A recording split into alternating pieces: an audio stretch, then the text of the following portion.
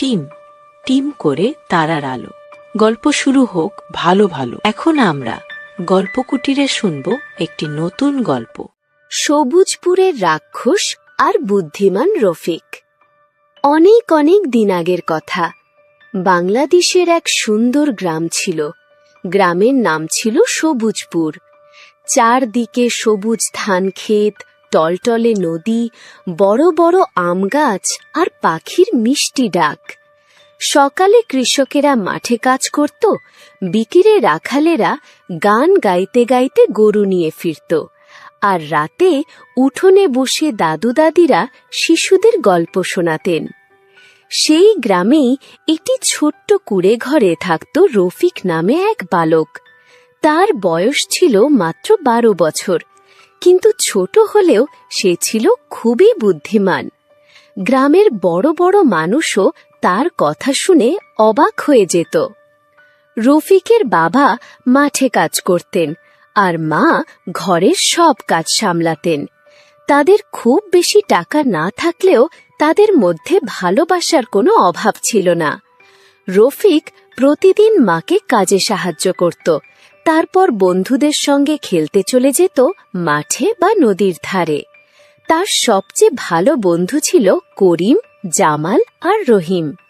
4 বন্ধু মিলে সারা দিন খেলাধুলা করত, গাছে উঠত, নদীতে সাঁতার কাটত। একদিন সব বদলে গেল। এক সকালে গ্রামে এক ভয়ঙ্কর খবর ছড়িয়ে পড়ল। গ্রামের পাশের কালো বন থেকে নাকি অদ্ভুত শব্দ শোনা যাচ্ছে। কেউ বলল, রাতের অন্ধকারে গাছ ভাঙার শব্দ শোনা গেছে। কেউ বলল, বনের ভেতর বিশাল কোনো প্রাণী হাঁটছে। গ্রামের বৃদ্ধ হাসেম চাচা বললেন, আমি নিজের চোখে দেখেছি, অন্ধকারের মধ্যে 2টো লাল চোখ জ্বলছিল। শুনেই সবার গায়ে কাঁটা দিয়ে উঠল। সেই দিন থেকে গ্রামের মানুষ রাতে আর বাইরে বের হতো না। দরজা জানালা বন্ধ করে সবাই ঘরের ভেতরে বসে থাকত। শিশুরা ভয়ে কাঁদত, মায়েরা তাদের বুকে জড়িয়ে রাখতেন। তারপর এলো সেই ভয়ঙ্কর রাত। মাঝ রাতে হঠাৎ পুরো গ্রাম কেঁপে উঠল। মাটি যেন থর থর করে কাঁপছে। তারপর শোনা গেল এক বিকট গর্জন, এত গভীর আর ভয়ঙ্কর গলা যে শুনে সবার বুক কেঁপে উঠল। আমি রক্তচোখা রাক্ষস, এই গ্রামের সব খাবার আমাকে দিতে হবে, না হলে আমি পুরো গ্রাম ধ্বংস করে দেব। রফিক জানালার ফাঁক দিয়ে বাইরে তাকালো। বনের ধারে দাঁড়িয়ে আছে এক বিশাল রাক্ষস, লম্বায় প্রায় 3টি তাল গাছের সমান। চোখ 2টো লাল আগুনের মতো জ্বলছে।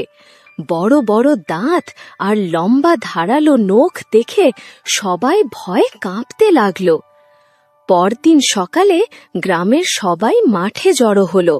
গ্রামের মাতবর বললেন, আমরা এখন কি করব? কেউ বলল গ্রাম ছেড়ে পালিয়ে যেতে, কেউ বলল সব খাবার রাক্ষসকে দিয়ে দিতে, কিন্তু কারো কোনো সাহস ছিল না। ঠিক তখনই ভিড়ের মধ্য থেকে ছোট্ট রফিক এগিয়ে এলো। সে বলল, আমি রাক্ষসের সঙ্গে কথা বলবো। সবাই অবাক হয়ে গেল। রফিকের মা তো ভয়ে কেঁদেই ফেললেন। না বাবা, তুমি যাবে না। রফিক মাকে বলল, মা, ভয় পেও না, আমি শক্তি দিয়ে নয়, বুদ্ধি দিয়ে কাজ করব। সেদিন সন্ধ্যায় রফিক একাই রওনা দিল কালো বনের দিকে। পথটা ছিল খুব ভয়ঙ্কর। চারদিকে অদ্ভুত শব্দ। শুকনো পাতার উপর পা পড়তেই মচমচ শব্দ হচ্ছিল। রফিকের বুক ধুকপুক করছিল, তবু সে সাহস করে সামনে এগিয়ে গেল। বনের মাঝখানে পৌঁছে সে রাক্ষসকে দেখতে পেল। রাক্ষস একটি বিশাল পাথরের ওপর বসেছিল।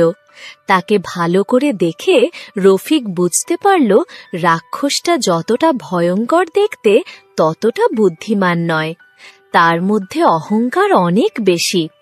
রাক্ষস রফিককে দেখে হো হো করে হেসে উঠল। এই ছোট্ট মানুষ, তুই একা এসেছিস, তোকে তো একবারেই খেয়ে ফেলব। রফিক শান্ত গলায় বলল, খেতে পারবে না। রাক্ষস অবাক হয়ে গেল, কেন পারব না? রফিক বলল, কারণ তুমি সত্যিকারের শক্তিশালী রাক্ষস নও। রাক্ষস রাগে গর্জে উঠল, কি বললি? রফিক বলল, সত্যিকারের শক্তিশালী হলে তুমি নিশ্চয়ই ধাঁধার উত্তর দিতে পারবে। রাক্ষস গর্ব করে বলল, অবশ্যই পারব, বল তোর ধাঁধা। রফিক মনে মনে হাসল, ফাঁদে পড়েছে। সে বলল, আমি তোমাকে 3টি ধাঁধা দিব। 3টির উত্তর দিতে পারলে গ্রামের সব খাবার তোমার, আর যদি না পারো তাহলে তোমাকে এই গ্রাম ছেড়ে চলে যেতে হবে। রাক্ষস সঙ্গে সঙ্গে রাজি হয়ে গেল। রফিক প্রথম ধাঁধাটি বলল, আমি ছোট, কিন্তু সবকিছু আলোকিত করি। আমাকে ফুঁ দিলে আমি নিভে যাই। আমি না থাকলে রাতে সবাই ভয় পায়। আমি কে? রাক্ষস অনেকক্ষণ মাথা চুলকালো, তারপর বলল, পাথর। রফিক হেসে বলল, ভুল, উত্তর হলো মোমবাতির আলো। রাক্ষস একটু লজ্জা পেল। রফিক দ্বিতীয় ধাঁধাটি বলল, আমার কোনো পা নেই, তবু আমি চলি। আমার কোনো মুখ নেই, তবু আমি কথা বলি। আমাকে ধরতে পারবে না, কিন্তু আমাকে ছাড়া বাঁচতে পারবে না। আমি কে? রাক্ষস এবার আরো বেশি চিন্তা করল। অনেকক্ষণ ভেবে বলল, নদী। রফিক মাথা নাড়ল, ভুল, উত্তর হলো বাতাস। এবার রাক্ষসের কপালে ঘাম দেখা দিল। এখন শেষ ধাঁধাটির উত্তর দিতে না পারলে সে হেরে যাবে। রফিক ধীরে ধীরে বলল, রাজা ব্যবহার করে, প্রজাও ব্যবহার করে, ধনী ব্যবহার করে, গরিবও ব্যবহার করে। সবাই এটি ব্যবহার করে, কিন্তু কেউ দেখতে পায় না। এটা কি? রাক্ষস এবার সত্যিই ঘাবড়ে গেল। সে মাথা চুলকালো, আঙ্গুল গুনল, এদিক ওদিক হাঁটল, কিন্তু কোনো উত্তর খুঁজে পেল না। অনেকক্ষণ পর বলল, মাটি। রফিক হেসে বলল, না, উত্তর হলো নিজের নাম। রাক্ষস চুপ করে গেল, সে হেরে গেছে। রফিক ভাবল, রাক্ষস হয়তো এবার খুব রেগে যাবে। কিন্তু আশ্চর্য ঘটনা ঘটল। হঠাৎ রাক্ষসের চোখ থেকে টপ টপ করে পানি পড়তে লাগল। সে কাঁদছে। রফিক অবাক হয়ে বলল, তুমি কাঁদছ কেন? রাক্ষস ফুপিয়ে ফুপিয়ে বলল, আমি আসলে খারাপ ছিলাম না। আমি এই বনেই একা থাকতাম। মানুষ আমাকে দেখলেই ভয়ে পালিয়ে যেত। কেউ আমার সঙ্গে কথা বলতো না। আমি খুব একা হয়ে গিয়েছিলাম। তাই ভেবেছিলাম সবাইকে ভয় দেখালে হয়তো সবাই কথা শুনবে। রফিক কিছুক্ষণ চুপ করে রইল, তারপর বলল, ভয় দেখিয়ে কখনো বন্ধু বানানো যায় না। বন্ধুত্ব হয় ভালোবাসা আর বিশ্বাস দিয়ে। রাক্ষস আস্তে করে মাথা তুলল, কিন্তু আমাকে কে বন্ধু বানাবে? রফিক মুচকি হেসে বলল, আমি হব তোমার বন্ধু, তবে কথা দিতে হবে আর কখনো কাউকে ভয় দেখাবে না।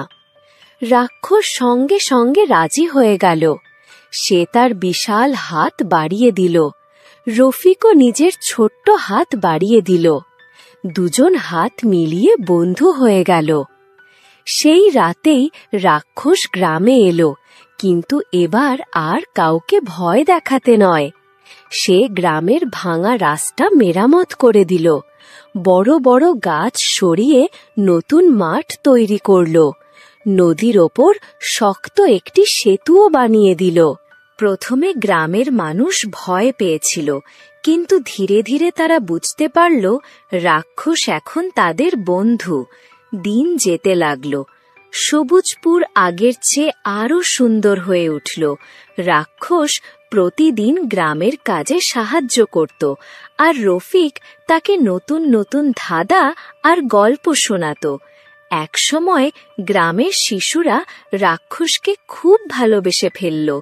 তারা তার বিশাল পায়ের কাছে বসে গল্প শুনত। রাক্ষসও খুব সাবধানে হাঁটত, যাতে কেউ ব্যথা না পায়। একদিন রফিকের মা রাক্ষসের জন্য বড় হাঁড়িতে খিচুড়ি রান্না করলেন। রাক্ষস এত খুশি হল যে তার চোখে আনন্দের পানি চলে এলো। আর রফিক, সে হয়ে উঠল গ্রামের সবচেয়ে প্রিয় ছেলে। সবাই বলতো, রফিক শুধু বুদ্ধিমান নয়, সে খুব দয়ালুও। সে শত্রুকেও বন্ধু বানাতে জানে। রফিক সবসময় বলতো, বুদ্ধি আর দয়া একসঙ্গে থাকলে কোনো সমস্যাই খুব বড় থাকে না। সবুজপুরের এই গল্প থেকে আমরা শিখলাম যে মানুষ বা প্রাণী বাইরে থেকে ভয়ঙ্কর মনে হয়, সে হয়তো ভেতরে ভেতরে খুব একা এবং দুঃখী। আর বুদ্ধি ও দয়া একসাথে থাকলে বড় বড় সমস্যারও সুন্দর সমাধান করা যায়। গল্পটি শেষ হল। পরের ভিডিওতে শুনব আরেকটি নতুন মজার গল্প।